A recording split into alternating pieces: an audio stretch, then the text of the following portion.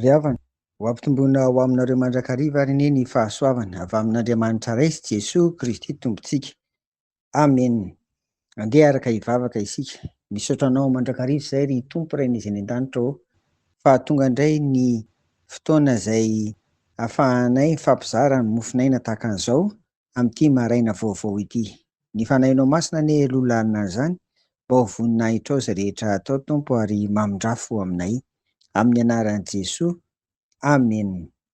Ny Koritianina faharoa toko fahatelo andiny fahafito ambin'ny folo indray no akantsika hevim-panahy fonosiny hoe an'ny Tompo ny fahefana. Andeha ho vakiantsika amin'ny anaran'i Jesosy izany ry havako. Ary ny Tompo izany fanahy izany, ary izay itoeran'ny fanahin'ny Tompo no itoeran'ny fahafahana. Amen. Andeha ho zaraintsika roa izany voalohany aloha dia hoe ary ny Tompo izany fanahy izany. Ao amin'ny andininy faharoa ambin'ny folo ka hatramin'ny fahaenina ambin'ny folo amin'ity toko fahatelo amin'ny Koritianina faharoa ity dia ambara fa tao amin'ny testamenta taloha dia nisaronan'i Mosesy fisaliborina ny tarehany mba tsy hahitan'ny zanak'Israely ny tavan'i Mosesy.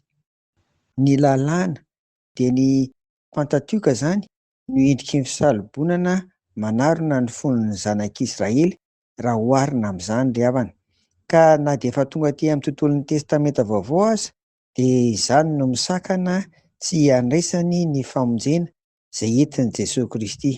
Ambaran'ny andininy fahaenina ambin'ny folo mialohan'ity andininy fahafito ambin'ny folo ity fa rehefa miverina amin'ny Tompo izy dia esorina ihany ny fisalibolana dia halala sy handray ny famonjena ny zanak'Israely. Ny Tompo izany fanahy izany hoy ny andininy fahafito ambin'ny folo tapany voalohany. Ireto avy ary no mety ho hevitra izany. Azo ambara koa fa Jesosy Kristy izany fanahy izany satria izy no fanambaran'Andriamanitra marina sy tanteraka. Izy no zanak'Andriamanitra maneho ny fitiavana sy ny fahandrian'Andriamanitra ny olombelona rehetra mba ho tonga amin'ny famonjena ka ho tonga ho zanany. Izy dia nitorotoronina tamin'ny fanahy fa tsy tamin'ny fomban'ny olombelona.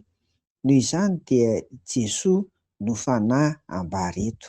Rehefa tonga indray koa ary ny fizarana faharoa dia ny fanekena vaovao dia tsy nandevoziny izany lalànan'i Mosesy izany intsony ny olona, indrindra fa rehefa nino izy ary indrindra nanolotra ny fiainany iray manontolo ho an'i Jesosy ka nanaiky azy ho Tompo sy mpamonjy.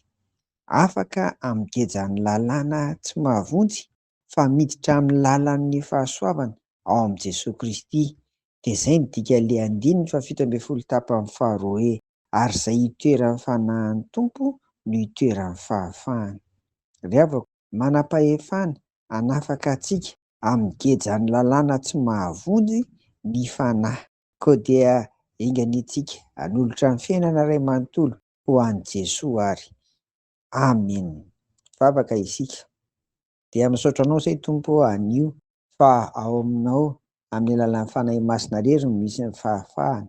Tsy voangeja ny zavatra samihafa amin'izao fiainana izao tsy mahavonjy izahay, fa miaina amin'ny fahasoavana kosa noho ny famonjena vitan'i Jesosy Kristy.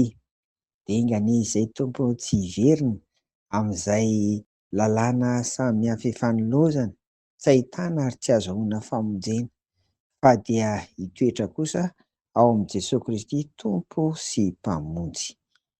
Amen. Dia ho aminareo ry havako ny fiadanan'i Jesosy. Amen.